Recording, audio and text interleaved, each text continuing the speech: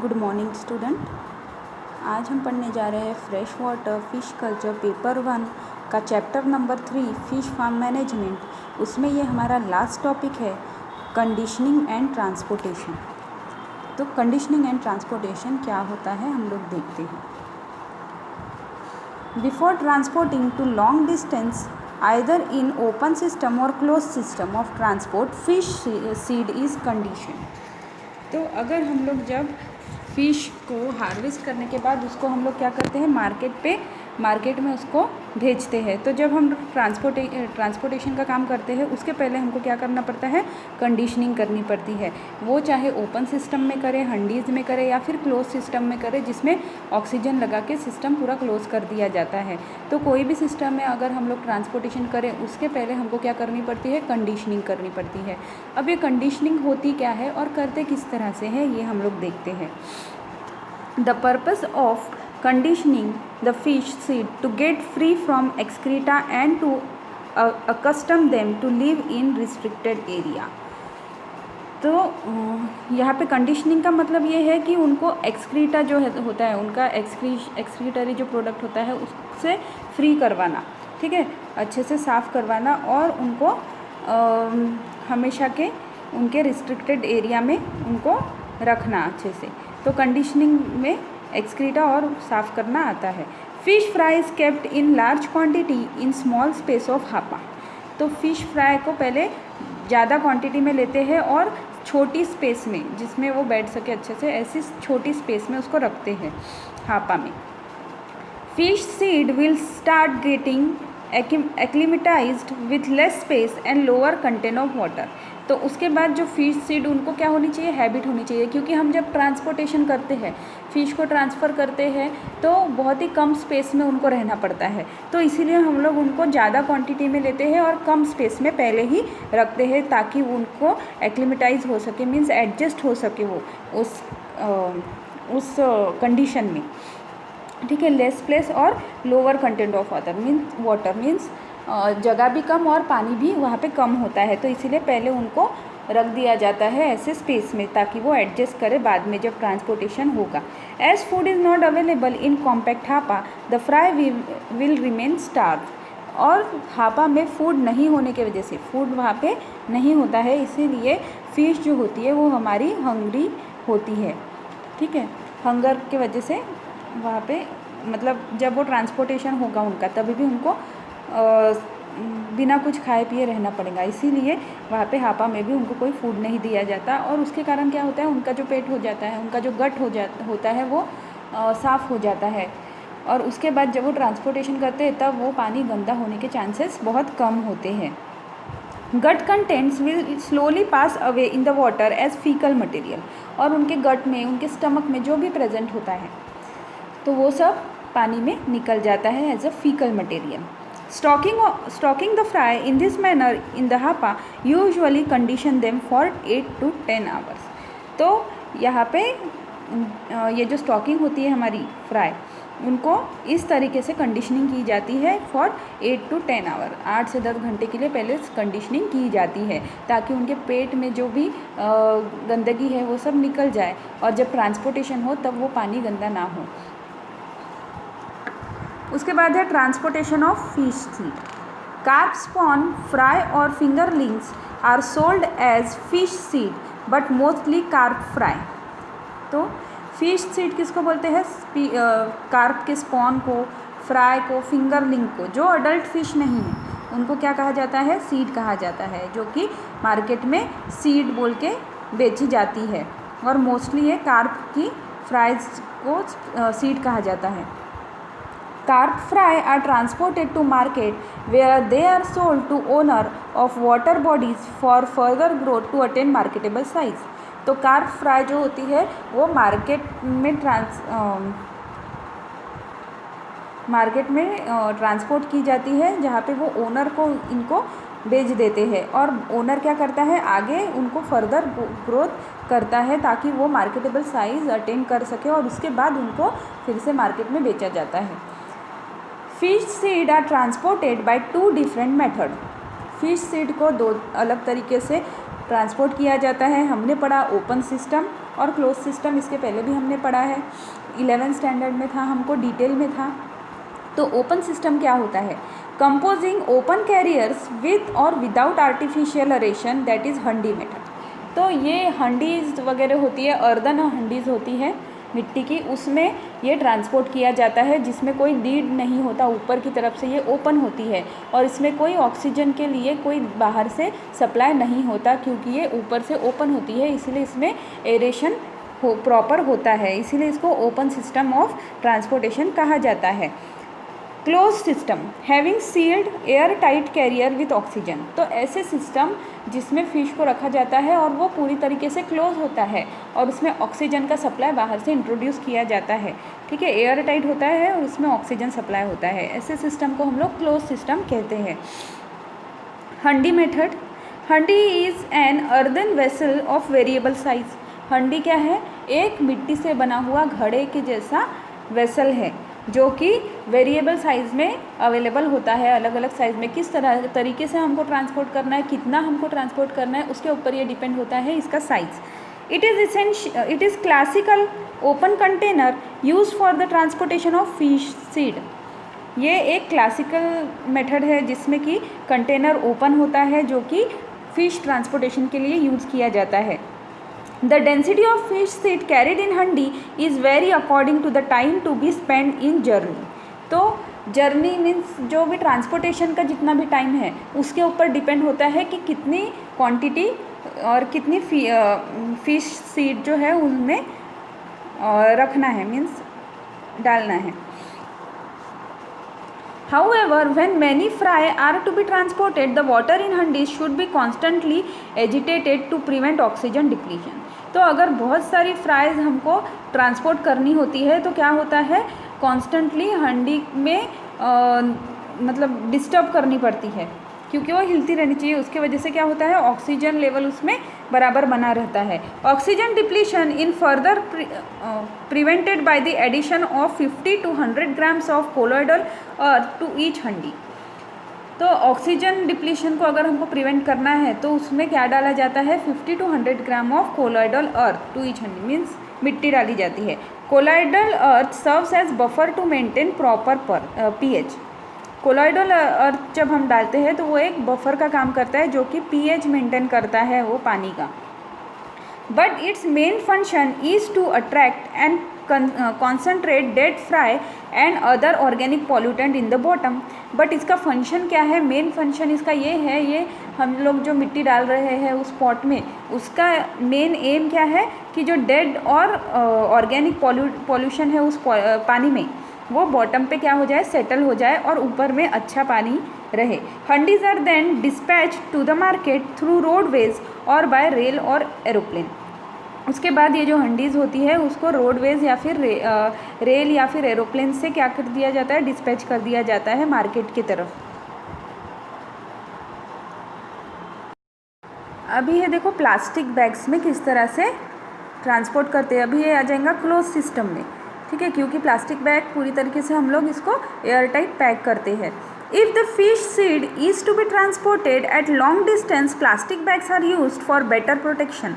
तो अगर बहुत ज़्यादा लंबी दूरी पे हमको ये फिश सीड भेजने हैं तो हम प्लास्टिक बैग्स का यूज़ करते हैं for better protection. Rectangular bags of 30 into 45 centimetre size are use for transportation of fish seed. तो फिश सीड के ट्रांसपोर्टेशन के लिए 30 to 45 सेंटीमीटर की रेक्टेंगुलर बैग्स आती है जिसको हम लोग इसमें इस्तेमाल करते हैं। Half of bag is filled with water and fish seed is placed into the bag. तो हमारी जो पॉलीथीन बैग होती है उसको हम लोग किस तरह से फिल करते हैं, आधी बैग फिल करते हैं पानी से और उसमें फिश सीड रख दी जाती है। Then air is removed by squeezing the bag, और उसके बाद स्क्वीज़ करके बैग को उसमें से पूरी एयर निकाल दी जाती है। The bag is connected to the oxygen cylinder to fill oxygen, और उस बैग को ऑक्सीजन सिलेंडर से कनेक्ट कर दिया जाता है ताकि उसमें ऑक्सीजन लेवल बना रहे। Bags are tight friendly and keeped in tin boxes और कार्डबोर्ड बॉक्सेस, और बैग्स को टाई किया जाता है, उसके बाद उसको कार्डबोर्ड बॉक्स या फिर टीन बॉक्स में अच्छे से रख दिया जाता है। Then containers give added protection during transportation. These containers, ये जो कंटेनर हम लोग रख रहे हैं, मीन्स पॉलीथीन प्लास्टिक बैग जो हम लोग कंटेनर में रख रहे हैं, उससे उसके वजह से क्या होता है, उसको प्रोटेक्शन मिलती है during transportation. Preparation and management of rearing pond, अभी हमने इसके पहले देखा था preparation and management of nursery pond, क्योंकि सबसे पहले जो एग्स होते हैं, जब हैचिंग्स होती है तब हम लोग उसको नर्सरी में ही 10 से 15 दिन तक रखते हैं। उसके बाद अभी है प्रिपरेशन ऑफ रियरिंग पॉन्ड, उसके बाद की स्टेज है ये रियरिंग पॉन्ड की। अब रियरिंग पॉन्ड कैसे बनाते हैं, उसको मैनेज कैसे करते हैं, ये इसमें आएगा। The sponge stocked in the nursery pond attain the length of 15 to 25 mm of 10 to 15 days of rearing called fry। तो ऐसी स्पॉन होती है नर्सरी पॉन्ड में जो कि जिनकी लेंथ कितनी होती है 15 to 25 mm ऑफ, और ये होती है 10 से 15 दिनों की। तो इनको बाद में क्या कहा जाता है, fry. The carp fry is netted out and release into rearing pond for further growth. और जो ये कार्प फ्राई है उनको नेट से निकाला जाता है, बाद में नर्सरी पॉन्ड से निकाल के उनको रियरिंग पॉन्ड में ट्रांसफ़र किया जाता है। For the speedy growth, the high rate of survival of carp fry to fingerling, rearing pond should be prepared before stocking of fry into it. और अगर हमको स्पीडी ग्रोथ चाहिए, इनकी बहुत जल्दी ग्रोथ चाहिए और हाई सर्वाइवल रेट अच्छा चाहिए, तो हमको क्या करना पड़ता है, रियरिंग पॉन्ड अच्छे से पहले प्रिपेयर करना पड़ता है स्टॉकिंग डालने के पहले। The rearing ponds are prepared more और less on the same line as the nursery pond. तो रियरिंग पॉन्ड का भी प्रिपरेशन सेम ही है लाइक नर्सरी पॉन्ड जो हमने पढ़े हैं पहले। The step adopted for preparation of rearing ponds are, rearing ponds बनाने के लिए स्टेप्स देखो कौन सी है। इरेडिकेशन ऑफ एक्वेटिक वीड्स, ये हमने सब नर्सरी पॉन्ड में भी पहले पढ़ा हुआ है। Eradication of predatory and weed fish, उसके बाद लाइमिंग, उसके बाद manuring and fertilization, eradication of predatory aquatic insect, stocking of carp fry in rearing pond, supplementary feeding और फिर है हार्वेस्टिंग। तो सबसे पहले अगर हम पॉन्ड कभी बनाते हैं तो उसमें से सबसे पहले क्या करना पड़ता है, हमको एक्वेटिक वीड्स को बाहर निकालना पड़ता है। उसके बाद एक्वेटिक वीड्स हमने जब निकाल लिए, उसके बाद प्रीडेटरी और वीड फिशेस अगर उसमें है तो उनको हमको पहले इरेडिकेट करना पड़ता है। और फिर वो सब होने के बाद हमको क्या करना पड़ता है, पानी पूरा निकाल के उसको लाइमिंग करना पड़ता है। ठीक है, मीन्स चूने से उसको लाइमिंग करते हैं। उसके बाद उसमें मैन्यूरिंग और फर्टिलाइजेशन करते हैं। मैन्यूरिंग में इनऑर्गेनिक और ऑर्गेनिक फर्टिलाइजेशन होते हैं, जिसमें काऊ डंग का यूज़ करते हैं और बाकी केमिकल्स भी होते हैं उनका यूज़ करते हैं, जैसे कि NPK एक फर्टिलाइज़र हमने पढ़ा है। तो उसके बाद eradication of predatory aquatic insect, और उसके बाद उसमें अगर प्रीडेटरी एक्वेटिक इंसेक्ट है जो कि हमारी जो कल्चर फिश है उनके ऊपर फीड करते हैं, तो ऐसे इंसेक्ट पे को भी हमको इरेडिकेट करना पड़ता है। फिर stocking of carp fry in rearing pond, उसके बाद ये सब प्रोसेस होने के बाद हम लोग क्या करते हैं, स्टॉकिंग करते हैं कार्प फ्राई का इन रियरिंग पॉन्ड। सप्लीमेंट्री फीडिंग, उसके बाद उनको सप्लीमेंट्री फीडिंग दी जाती है। उसके बाद उनकी जो लेंथ हमको चाहिए वो आनी चाहिए। उसके बाद हम लोग क्या करते हैं, लास्ट में हार्वेस्टिंग करते हैं। Harvesting means catching of fishes.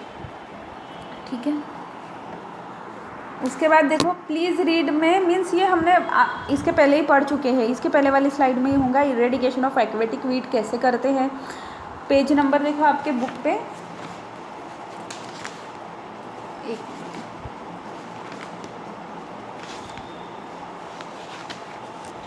Page number है 59।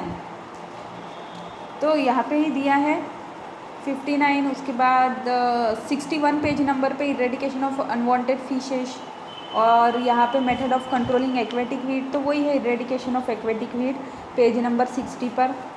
तो ये सब हमने इसके पहले वाले स्लाइड में पढ़ा हुआ है। लाइमिंग भी हमने पढ़ा है, मैन्यूरिंग कैसे करते, फर्टिलाइजेशन सेम है इसका भी, eradication of predatory aquatic insect, supplementary feeding, यहाँ तक हमने इसके पहले वाले स्लाइड में पढ़ा हुआ है in preparation of nursery pond. उसके बाद इसका मैन्यूरिंग और फर्टिलाइजेशन हम पढ़ते हैं।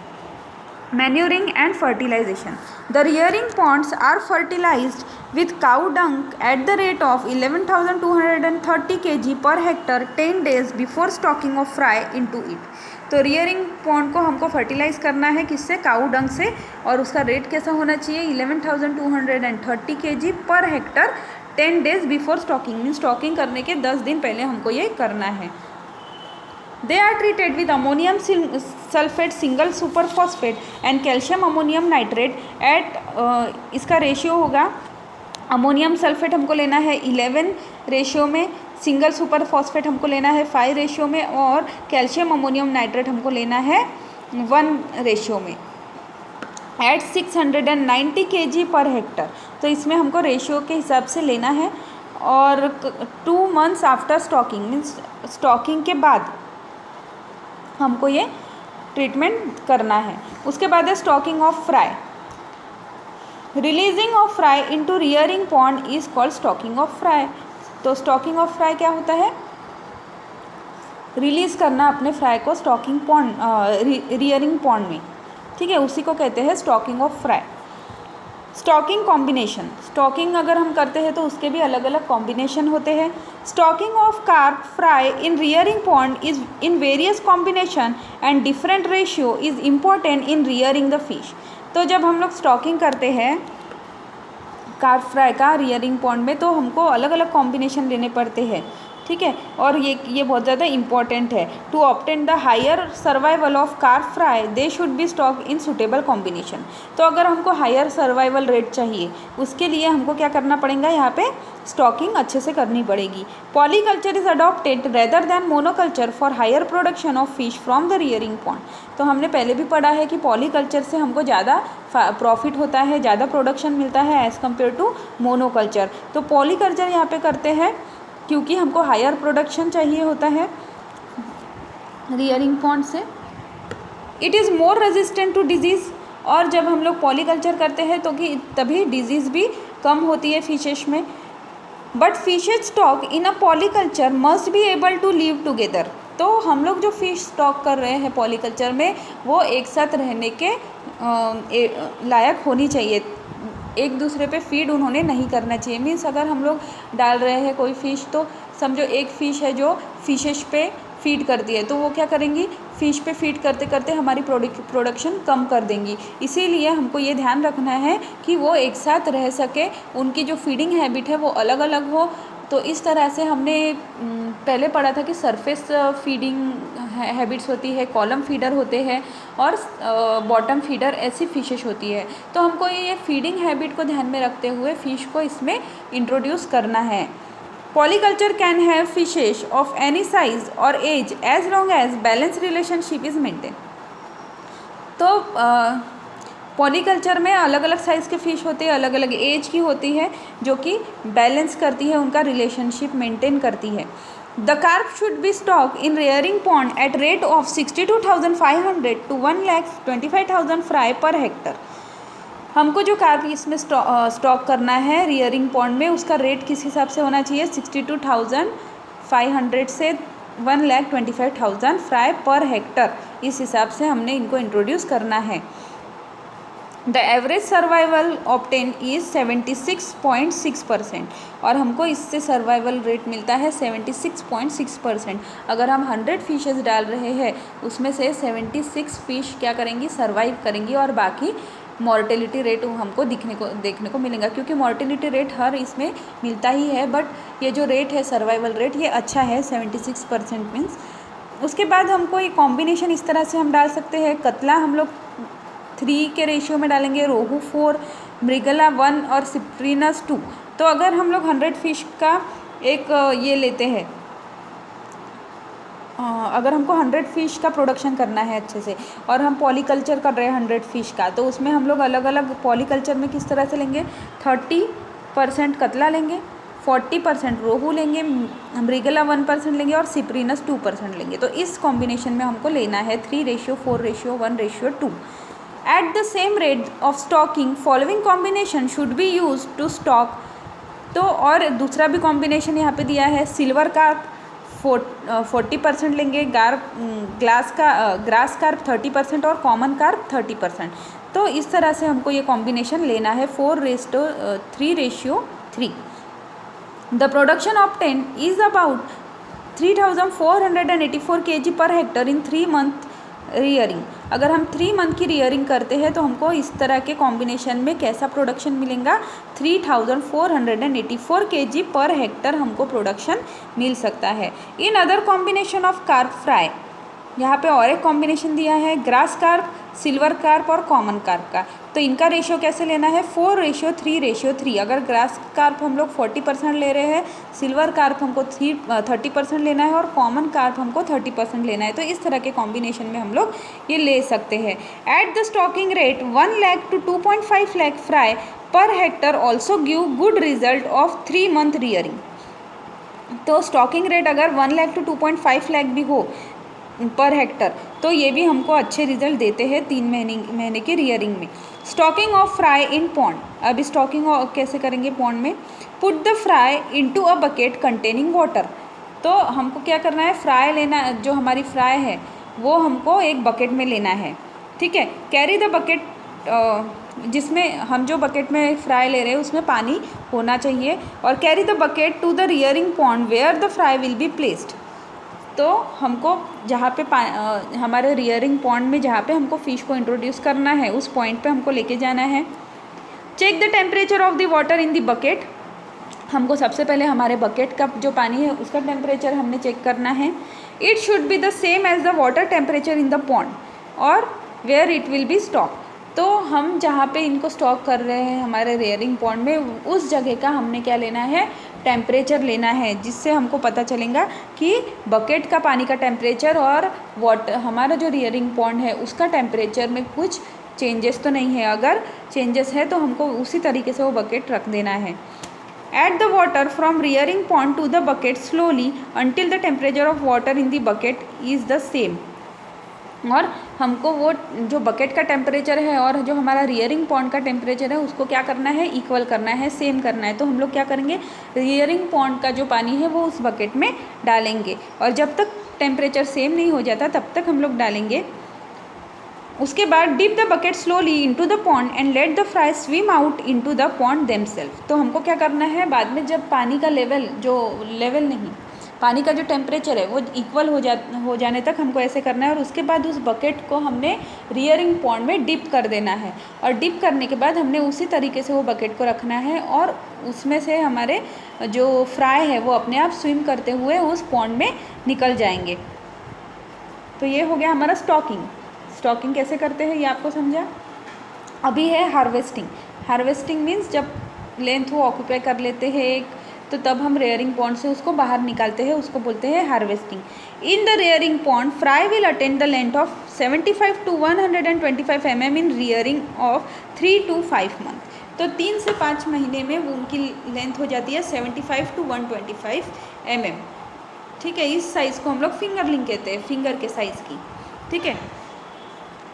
At the stage developing fish are called fingerling, और इस स्टेज पे जब फिश आती है तब उसको फिंगरलिंग कहा जाता है। Fingerling are netted out by special net and are transfer them into the stocking pond for further growth. तो फिंगरलिंग्स को एक स्पेशल टाइप की फिंगरलिंग के लिए नेट आती है जिससे हम लोग फिंगरलिंग को बाहर निकाल सकते हैं, हार्वेस्ट कर सकते हैं और उनको ट्रांसफ़र करते हैं फिर उसके बाद स्टॉकिंग पॉन्ड में कि उनकी आगे और ग्रोथ हो सके।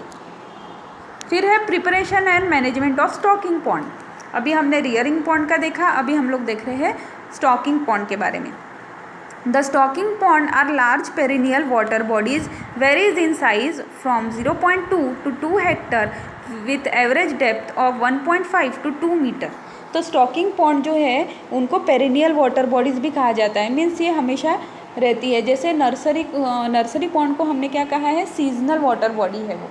क्योंकि उसमें जब फिश ब्रीड करती है तभी तो एक सीज़न रहता है फिश ब्रीडिंग का, जब फिश क्या करती है, ब्रीडिंग करती है और तभी उनके एग्स हम लोग नर्सरी में डालते हैं। बट स्टॉकिंग पॉन्ड का वैसा नहीं है, स्टॉकिंग पॉन्ड में कंटिन्यू मतलब फिशेज होती है, इसीलिए इसको पेरिनियल वाटर बॉडी कहते हैं। लॉन्ग टर्म के लिए ये होता है और इसका साइज़ वेरी होता है फ्रॉम 0.2 to 2 हेक्टर एंड उसकी डेप्थ होती है 1.5 to 2 मीटर। और ये जो स्टॉकिंग पॉन्ड होता है वो बड़ा होता है नर्सरी और रियरिंग पॉन्ड से। The fingerling of 75 to 125 mm size after 3 months of rearing are netted out from the rearing ponds are introduced in stocking pond for the further growth and development. तो जो fingerling होती है हमारी 75 से 125 mm size की 3 महीने के बाद रियरिंग पॉन्ड से हम लोग क्या करते हैं, नेटिंग के थ्रू निकालते हैं और उनको स्टॉकिंग पॉन्ड में इंट्रोड्यूस करते हैं for further growth and development. For the stocking of fingerling stocking pond must be prepare. तो अगर हमको स्टॉकिंग करनी है तो उसके पहले हमको क्या करना पड़ेगा, स्टॉकिंग पॉन्ड प्रिपेयर करना पड़ेगा। The goal of preparation and management of stocking pond is to obtain high production of marketable size fish as in shortest period of time। तो हमारा इसका एम क्या है, प्रिपेयर करने का एम है हमारा स्टॉकिंग पॉन्ड जो हम प्रिपेयर कर रहे हैं उसका एम हमारा है कि जो हमारी फिशेस है उनका अच्छा मार्केटेबल साइज़ उनको मिले, अच्छी साइज़ मिले और वो भी कम समय में, ये है हमारा aim. The preparation and management of stocking ponds include following step. अभी हमको अगर स्टॉकिंग पॉन्ड बनाना है तो उसमें भी स्टेप्स आगे है। सबसे पहले है इरेडिकेशन ऑफ वीड, सेम ही है नर्सरी पॉन्ड में भी रियरिंग पॉन्ड में भी। सबसे पहले वीड्स निकालना है, उसके बाद eradication of predatory and weed fish, उसके बाद प्रीडेटरी फिशेस हमको निकालना है, उसमें से वीड फिश निकालना है। Removal of predatory aquatic insect, अगर एक्वेटिक इंसेक्ट है उसमें तो वो भी हमको रिमूव करना है। उसके बाद लाइमिंग करना है, फिर फर्टिलाइजेशन करना है, फिर स्टॉकिंग करना है पॉन्ड में फिंगरलिंग का, फिर उनको सप्लीमेंट्री फीडिंग देना है और उसके बाद हार्वेस्टिंग करना है। ठीक है, सेम हर जगह प्रोसेस हमको सेम है। अभी यहाँ पे दिया है देखो, please read eradication of aquatic vegetation, same है। इरेडिकेट किस तरह से करना है, वही केमिकल यूज़ करते हैं, वही सब कुछ यूज़ होता है, इसीलिए आपको यहाँ पे एक्स्ट्रा दिया नहीं है लिख के। जो सेम नर्सरी पॉन्ड का है, रेयरिंग पॉन्ड का है, सेम हमको इसमें लिखना है और वो हम लोग पढ़ भी चुके हैं। Eradication of predatory and weed fish और लाइमिंग, तो इन प्रिपरेशन ऑफ नर्सरी पॉन्ड, तो यहाँ पे नर्सरी पॉन्ड में ये सब दिया गया है, तो आप लोग उनमें वहाँ से पढ़ लीजिएगा। उसके बाद है fertilization. It is necessary to manure the stocking pond before introduce the fingerling into it. ये ज़रूरी है कि हमको स्टॉकिंग पॉन्ड जो है हमारा, जिसमें हम लोग फिंगरलिंग्स हमारी इंट्रोड्यूस करने जा रहे हैं, उसको पहले मैन्योर किया जाए, फर्टिलाइज किया जाए। As use of manure into the pond leads to quick and abundant appearance of plankton. तो अगर हम लोग मैन्योरिंग करते हैं उससे हमें क्या मिलता है, जल्दी से उसमें प्लैंकटन्स नज़र आते हैं, प्लैंकटन्स जल्दी जल्दी बढ़ते हैं क्योंकि वो हमारी जो फिशेस हैं उनके लिए नेचुरल फूड का काम करते हैं। Stocking pond should be fertilize with organic and inorganic fertilizer. और जो हमारे स्टॉकिंग पॉन्ड्स होते हैं उनको फर्टिलाइज़ करना होता है विथ ऑर्गेनिक और इनऑर्गेनिक दोनों फर्टिलाइज़र्स वहाँ पे यूज़ किए जाते हैं। The rate of fertilizers to applied varies and depend upon the water and soil quantity. और फर्टिलाइज़र किस तरह से अप्लाई करना है, कैसे उनकी मात्रा लेना है, तो ये डिपेंड होता है कि उसकी सॉइल क्वालिटी पे। For maximum production of natural fish food organism in stocking pond it is necessary to manure them in suitable installment with organic manure the cow dung at the rate of 20,000 to 25,000 kg per hectare per year। तो हमको maximum to maximum production अगर पाना है तो उसमें क्या होना चाहिए, स्टॉकिंग पॉन्ड में नेचुरल फूड उसमें अपने आप प्रिपेयर होना चाहिए। मीन्स जो प्लैंकटन्स वगैरह है वो उसमें अपने आप होना चाहिए by manuring. It is necessary to manure them in suitable instalment. तो ये ज़रूरी है कि हमको उस स्टॉकिंग पॉन्ड को मैन्योरिंग करना पड़ेगा और इंस्टॉलमेंट में मैन्योरिंग करना है। तो ऑर्गेनिक मैन्योर जो होता है, जैसे काऊ डंक है, तो काऊ डंक को हमको 20,000 से 25,000 kg per hectare per year, तो हर एक साल में हर एक हमने मैन्योरिंग इसको करना है और इसका रेट होगा 20,000 to 25,000 kg per Hector. The inorganic fertilizers, that is the mixture of ammonium sulfate, single superphosphate and calcium ammonium nitrate in 11:5:1 ratio at 1000 to 1500 kg per hectare per year।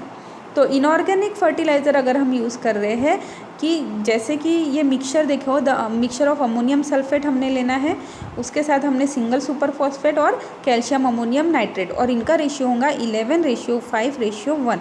और इसको किस rate में लेना है, इसको mix कर लिए, ये बन गया हमारा फर्टिलाइज़र। अभी इसका रेट ऑफ एप्लीकेशन कैसा है, 1000 to 1500 kg per hectare per year. Stocking of fingerling in stocking pond, अभी हो गया फर्टिलाइजेशन हमने पढ़ लिया, अभी फर्टाइल हो गया हमारा पॉन्ड। अभी हम लोग क्या करेंगे, उसमें स्टॉकिंग करेंगे। In order to obtain high fish production from stocking pond, some of the important consideration are, तो अगर हमको हाई यील्ड चाहिए, ठीक है, अच्छा प्रोडक्शन चाहिए, तो यहाँ पे कुछ इम्पॉर्टेंट पॉइंट्स दिए हैं. Species combination, their ratio and rate of stocking, means ये सब हमको ध्यान में रखना है. स्पीसीज़ कॉम्बिनेशन किस तरह से करना है कि वो एक दूसरे के साथ रह सके, जो हम कॉम्बिनेशन ले रहे हैं एक दूसरे पे फीड ना करे, इस तरह से हमको स्पीशीज़ सिलेक्ट करना है और उनका रेशियो हमने बराबर लेना है जैसे हमने पढ़े अभी, और उस तरह से स्टॉकिंग रेट करना है. Because every pond can support a fish biomass up to certain weight limit called carrying capacity और द मैक्सिमम स्टैंडिंग क्रॉप. तो हर एक पॉन्ड जो होता है उसकी एक कैपेसिटी होती है, हर एक चीज़ की एक कैपेसिटी होती है कि वो उसमें कितनी फिशेस उसमें कैरी कर सकता है. तो उसको क्या बोलते हैं, जो फिश बायोमास होता है वो कितना उसमें समा सकता है. तो ये जो कैपेसिटी होती है उस लिमिट को क्या बोला जाता है, मैक्सिमम स्टैंडिंग क्रॉप और कैरिंग कैपेसिटी. ठीक है, उस पॉन्ड की carrying capacity. Carrying capacity of pond is intimately related to their natural productivity and management practices adopted. और कैरिंग कैपेसिटी हम लोग कैसे फाइंड करते हैं, उसकी वो जो पॉन्ड है हमारा उसकी जो प्रोडक्टिविटी कैसी है. नेचुरल प्रोडक्टिविटी मीन्स उसमें जो जू प्लैंक्टन है, फाइटोप्लैंक्टन्स है, वो किस तरह से प्रोड्यूस हो रहे हैं, मीन्स नेचुरल फूड किस तरह से अवेलेबल है उस वाटर बॉडी में. और मैनेजमेंट प्रैक्टिसेस, और हम लोग क्या उसमें मैन्योरिंग कैसा कर रहे हैं, बाकी सब उसमें आ गया. ठीक है, फीडिंग किस तरह से कर रहे हैं, तो ये सब जो है वो आता है कैरिंग कैपेसिटी में. Management practices include fertilization, artificial feeding, the species stocked and their stocking rate.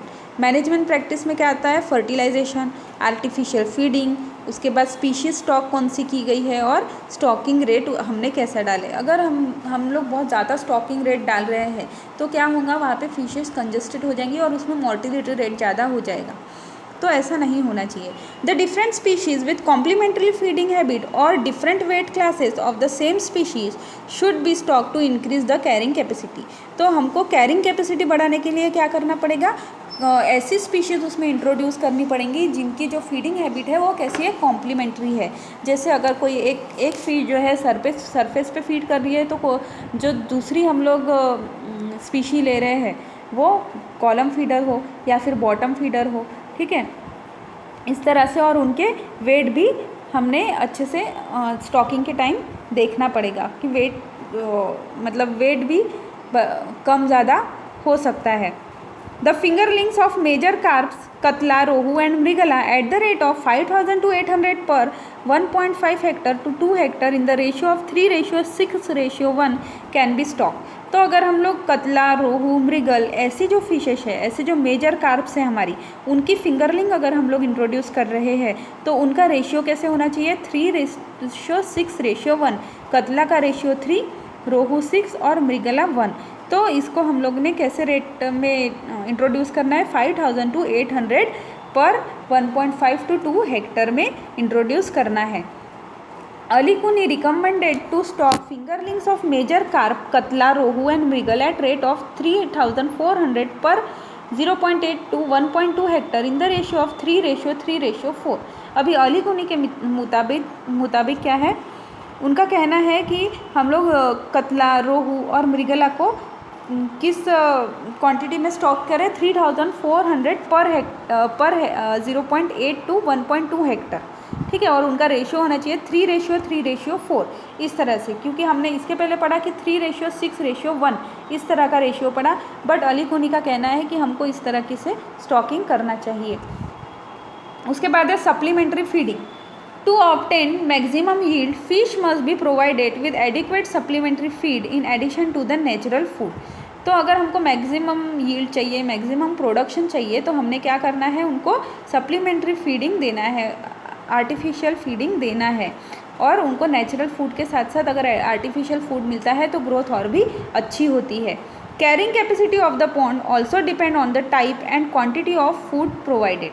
और कैरिंग कैपेसिटी इस पर भी डिपेंड होती है पॉन्ड की कि क्वांटिटी, हम लोग फूड क्वांटिटी किस तरह से उनको प्रोवाइड कर रहे हैं, क्योंकि अगर फूड अच्छे से मिलेगा तो फिर कैरिंग कैपेसिटी भी बढ़ेगी.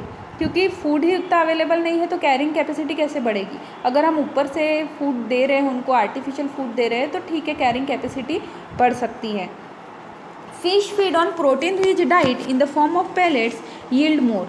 तो अगर प्रोटीन रिच फूड दिया जाता है, आर्टिफिशियल फूड पेलेट के फॉर्म में जो होता है, तो उससे हमको ज़्यादा यील्ड मिलती है। It should be provided at different station in the pond at definite intervals. तो हमको डेफिनेट इंटरवल्स के बाद अलग अलग स्टेशन, मतलब एक अलग अलग जगह पे हमको ये फूड डालना पड़ता है। उसके बाद है last topic, harvesting. Carps may grow up to 1000 grams by weight at the end of first year can be harvested. तो जो कार्प जो फुल ग्रो हो जाती है अभी स्टॉकिंग पॉन्ड में, तो उनका वेट कितना हो जाता है, 1000 ग्राम तक हो जाता है। तो जब 1000 ग्राम पे अगर वेट आ गया उनका, तो फिर हम लोग उनको हार्वेस्ट कर सकते हैं। तो ये जो ग्रोथ होती है वो अटेंड करते हैं 1 साल में, फर्स्ट ईयर में इतनी ग्रोथ को अटेंड करते हैं। Harvesting should be done with suitable net by employing manual labour.